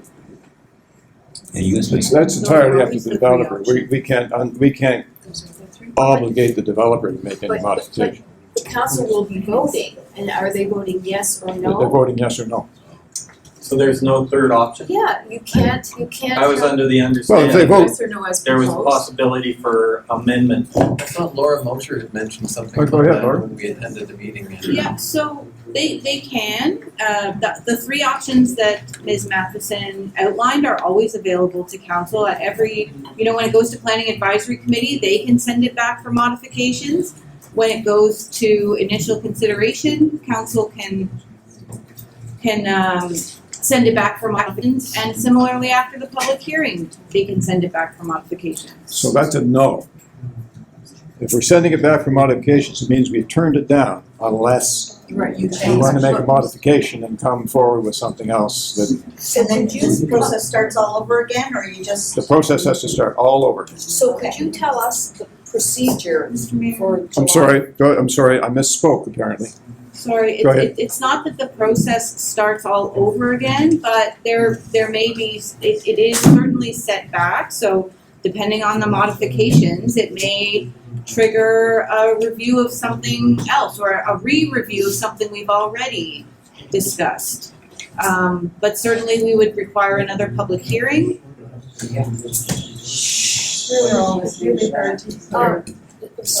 the procedure on July 5th, so the council has already received what they feel is the yes. They have done all their due diligence.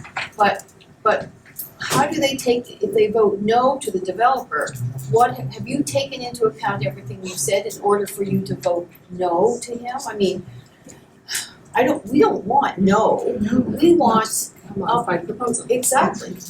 Well, in order to get the modified proposal, they have to vote no. We're saying the same thing, essentially. We're They have saying, to say no to get the modified proposal. All right, well, so will it just be no? Mr. Mayor. well, it's not no, because he can always come back with a modification, right? Well, hold on. But we haven't approved it unless he agrees that he's prepared to make the modification. I was just going to say that if council sends it back for amendments, then it's not considered a refusal under the Municipal Government Act. If council refuses the application, then in order for the application to be amended, the developer needs to reapply, and we really will start from the very beginning. The other thing is, council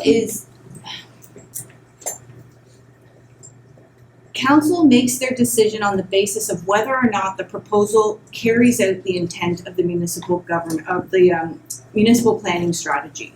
So if council is to refuse it, then they need to generally have a very good planning reason. Typically, the Utility and Review Board is looking for a policy reference, which policy is not carried out through this proposal. Well, we don't know that though, Laura, so we need someone to help us in that aspect. We don't know what. But that's around how council makes their No, decision. you're speaking to that. I get that. Yes, I am explaining that to you now. Okay. Okay. So, question, we don't have a second stage, you said New Minas had a second stage planning something or other. Secondary planning. Secondary planning. And because of its unique cultural, I can't remember the slide, but cultural or blah, blah, blah, a whole bunch of things. Mostly blah, blah, blah. Yeah, well, I can't remember the descriptors that went along with requiring a secondary planning. I have it if you want it. Whatever. So, Still bound by the same regulations. but there was something to do with cultural, wasn't there? Yeah. I mean, if we got a scientist out here and found endangered species, or if we, I mean, is that what we need to do? How do we, No. how do we affect change here? If you are going to say, well, like, what's the magic number we need in terms of Canning residents? And is it only Canning residents? Because we know it's not just Canning residents who are affected by this. Everybody on the mountain coming through will be affected by this. It's all of this. I mean, it's a lot of people who will feel the effects of doubling this village. So,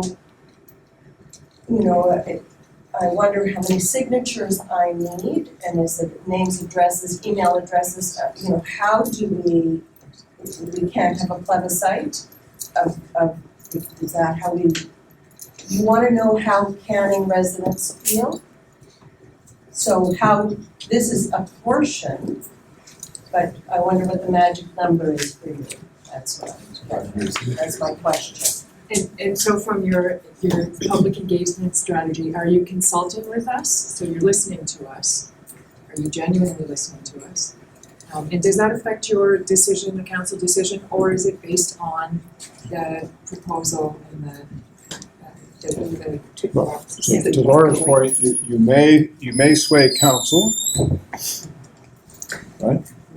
Council may be totally swayed by the comments that you have made, that you don't want that kind of an increase in population and you don't want that height of a building. But what Laura's trying to say to you is that if it fits within the municipal planning strategy, if the applicant who gets turned down appeals, his appeal is it fits within the municipal planning strategy and should have been approved. That will be his argument. If it gets approved and you want to appeal it, it's the same argument. It doesn't fit within the municipal planning strategy, therefore it shouldn't have been approved. Yes, sir.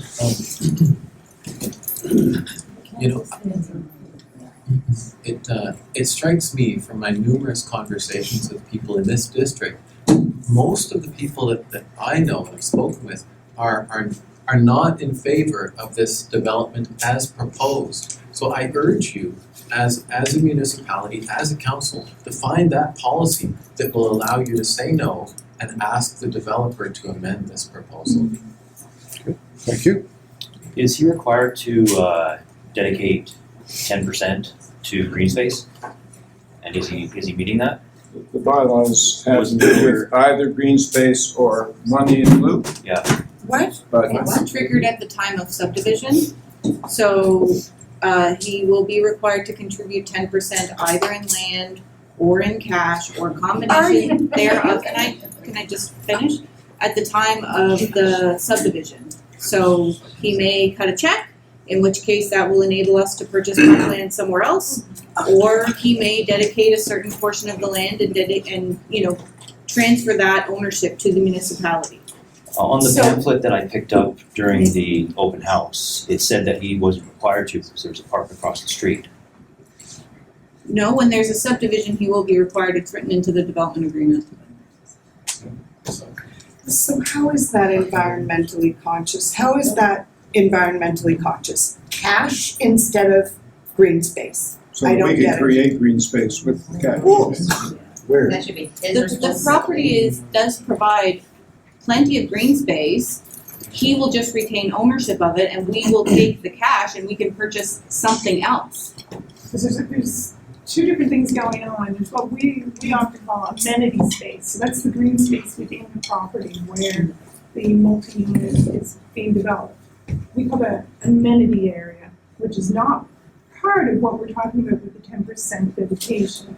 So that, again, the advantage, I'll use that word, advantage of the R5 zone is that we were able to negotiate that 10% rather than the typical 5%. Normally it's a 5% dedication. It is a 10% dedication.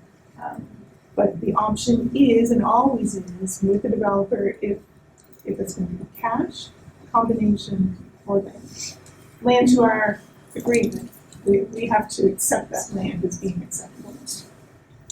So, I'll stand over here and answer any questions that are directed at me, but I'll turn the chair back to you. Has anybody reached out to King's Transit? Is there? There's somebody with their hand up there. Sorry. Thanks. I wanted to go back to, I believe in your initial presentation, I believe it was the second last slide, and it talked about one of the criteria was that it had, I think I have this right, had to be consistent with the surrounding community. Yes. So I'm wondering how 6 5-story apartment buildings are consistent with our community. So it's I important. think it's much further Yes, down. I know. Yes. I Yeah. just thought I'd answer your question. So it's important to remember that consistent and identical do not mean the same thing. So just because something doesn't look exactly like what you already have does not necessarily mean that it's incompatible or inconsistent. Okay. Yes, I understand that, but I mean, I think that's a stretch when we're talking about, you know, a typical 2-story house, which is, you know, sort of the main thing around here in a school, and going to 5-story apartment buildings. I know I've done my own driving around, and when I go to Lower Sackville, that's what I see is 5-story apartment buildings. I do understand that, however, one of our goals of the municipal planning strategy is to have a variety of different housing types within every growth center. Canning doesn't have a lot of apartment buildings, whether it's a 3-story apartment building or a 5-story apartment building, there aren't that many. And I don't believe Canning has any townhouses. So through this process, we're increasing the diversity of housing types in order to be able to provide additional types of housing for a broader demographic than is currently being serviced. You are simply playing with that concept, right? That's not reasonable words to use. It's not consistent, what we wanted anyway. That would be fine to say. I can understand that. But it's not consistent. Look, I just want to raise a point. Information, people here are not informed. They're really, and they're frustrated. I am so frustrated by not being informed. Yet a very reasonable person here ask you about information. Can we see studies? Can we see? And you say, oh, you know, we need that for one unit then. We're talking about 750 people in a community. There should be a complete and clear context that it is appropriate to share your information more when it is that extreme a situation. This isn't one new house. It's not, you know, a duplex. It's not 5 duplexes. It's doubling the town. Share your information. It would help us. I don't hear people here being against it. I hear people being angry at not being able to understand the proposition, to not have input, to not be engaged. I understand, in my limited, ignorant way, that the municipal planning documents require you to have community engagement. And you have a list, you have descriptors in there of what community engagement means. This is not it. What has occurred to this point is not. It is a failure in community engagement group. And it means that this process is null and void, unfortunately. And the threat is, well, if you say no, then we cancel it. Don't put the blame on us. We desperately want to do good things, but you have to include us. It is our community. And you're actually here to serve us. And it's clear that kind of stuff is a manipulation of a word. And I'm not that stupid. And when this person asks for information, they're not unreasonable. It's not for one new house. It's doubling the town. It's clear.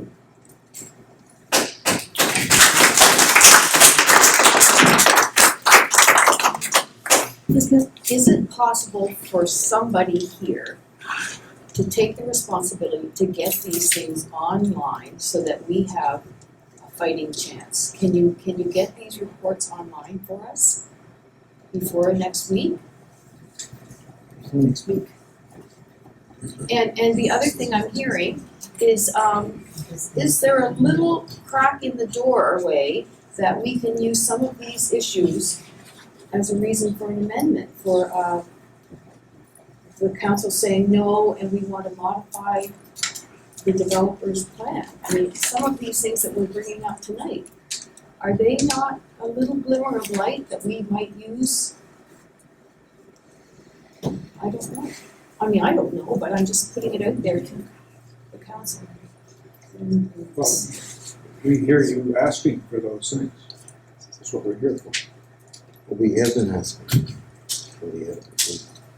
Well, now you're telling me that I didn't need to come. We have not received the information. Oh, okay, so that's the problem. There's too many questions on the floor at one time, and I was addressing another one. So she was asking whether there was a. Did somebody make a motion? Did somebody make a motion to get that achieved? And At a give council give our people something to take back home and work on. I don't live in Canning, I live just across the meadow. When I go out in the morning and the heavy traffic has left Canning and gone up my hill, I can smell all the cars that have gone by. So I really don't want. Now it'll be worse. Sorry. So Pam, to adequately answer your question, if you want to put it into writing, give it to me, it'll go to council with me, I'll submit it. All of this is going into the application file, this recording, all these questions, for the other councillors to be able to see what happened, what is important to you, that kind of thing. And the documentation, Does is that gonna come back to us? Because is that what you're talking about, June, is that you would like a letter from. I've gotten all kinds. Requesting the documents be put online so that we have the opportunity. That would be great. So And then for- all for example, councillors have a say on that. Like all of the reports, everything that you're privy to, we should be privy to. I Correct? think we are. So we're coming up on 9 o'clock, and yes, Kelly? So I'm a little confused because what I'm hearing is that despite our perhaps capacity to sway council, the way the R5 zoning is written, it sounds like you can do whatever you want. As long as it's growth and you got lots of housing going on. I'm not hearing what restricts our, I'm not, like the 45-foot thing doesn't matter. It's like, I don't know what the case is that It doesn't seem to matter the swaying of the import, the feeling that we have, we don't want it doubled, and the height is definitely doesn't fit in the community. So from a policy perspective, because that seems to be the only thing that's gonna matter here, I'm not sure if that's true, but that's my reading. From a policy perspective, Laura, can you tell us where we have a chance? You tell us. You know the policies. So I act as a professional planner. I'm a member of Canada's Institution of Planners. I'm a member of Nova Scotia Licensed Professional Planners. And so my staff report is my professional opinion. I've assessed our policies and I've not found one that this proposal is not consistent with. So I've made my position, my professional position, clear. That doesn't necessarily mean that all of council will feel that way too. The council's not here besides you, Jim. I mean, what's the councillor? Are they gonna hear all of this information? They're gonna hear all of the Before concerns, our they're gonna read it, they're gonna council listen to it? Yeah, but that's what we have to do. Oh, I understand that, but it sounds like they don't always do that.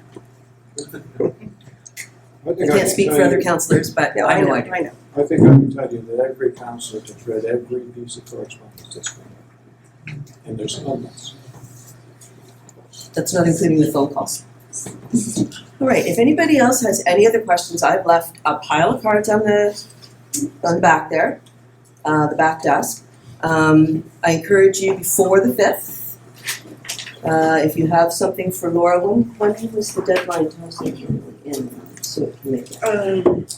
Monday noon is usually when I send it out to the council, or the councilors. And I believe that's on our website. Or, I think you actually wrote it. Which piece? For this meeting tonight? For the 5th.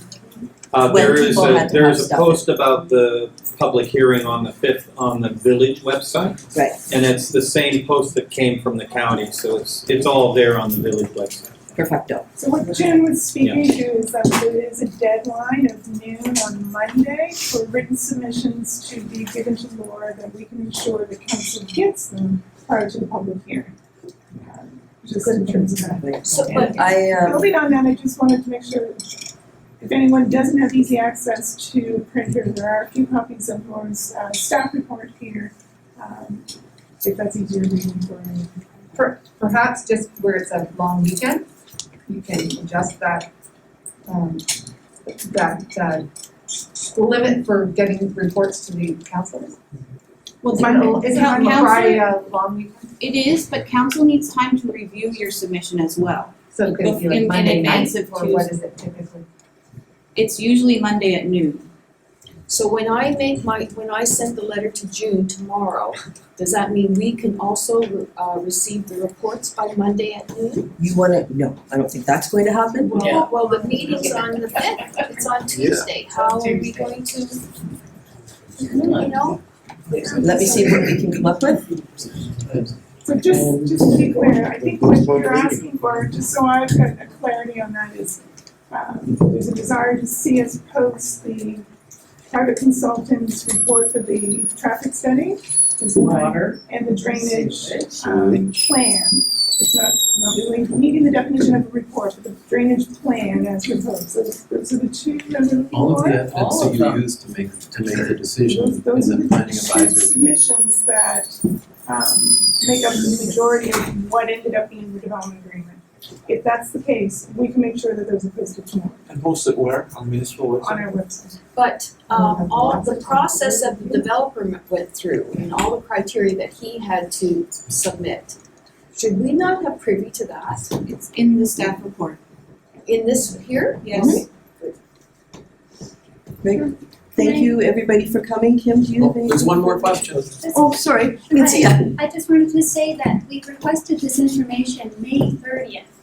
And I'm not sure why we're having to request it like several times over tonight, and we followed up by email. And to have these brief answers that essentially summarize the information that was in the report, like, again, putting this unnecessary time crunch on everybody to familiarize themselves with all of this evidence that's been requested now for almost a month. Could you put up your first slide, please? The one that showed the timeline?